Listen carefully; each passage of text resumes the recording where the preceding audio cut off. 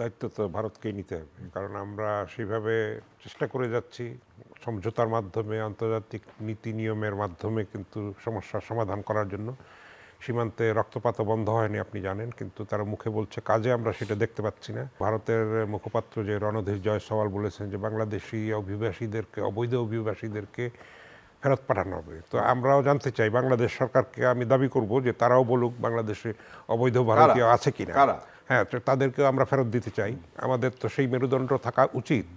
অবশ্যই এই সরকার জনগণের ম্যান্ডেট নিয়ে নির্বাচিত। আমরা ভারতের সঙ্গে বন্ধুত্ব চাই, প্রভুত্ব তো চাই না। সেটা কিন্তু ভারতের পক্ষ থেকে আমরা লক্ষ্য করছি না। আপনি দেখবেন যে কয়েকদিন আগেও নেপালের যে নতুন নির্বাচিত প্রধানমন্ত্রী বালেন্দ্র শাহ, তিনি বলেছেন যে আমি কার সাথে কথা বলবো। হ্যাঁ, আমি ভারতের প্রধানমন্ত্রীর সঙ্গে কথা বলবো। আবার আরেকটা কথাও বলেছে যে নেপালের অধিকারও কিন্তু ভারতের কিছু জায়গা আছে এবং চীনের অধিকারও আছে। আমরা জানি সীমান্তে যে রক্তপাত হচ্ছে সেটা পাকিস্তানের সঙ্গে তো এইভাবে হচ্ছে না, চীনের সঙ্গে তো হচ্ছে না, নেপালের সঙ্গে তো হচ্ছে না। বাংলাদেশ কি নরম রাষ্ট্র হয়ে গেছে?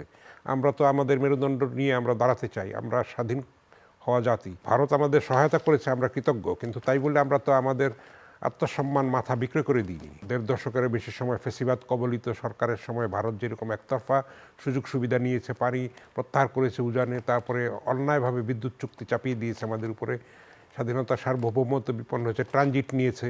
তো সেগুলির থেকে তো আমাদের ঘুরে দাঁড়াতে হবে, একটু আস্তে আস্তে তো আমাদের নিজেদের পায়ে দাঁড়াতে হবে।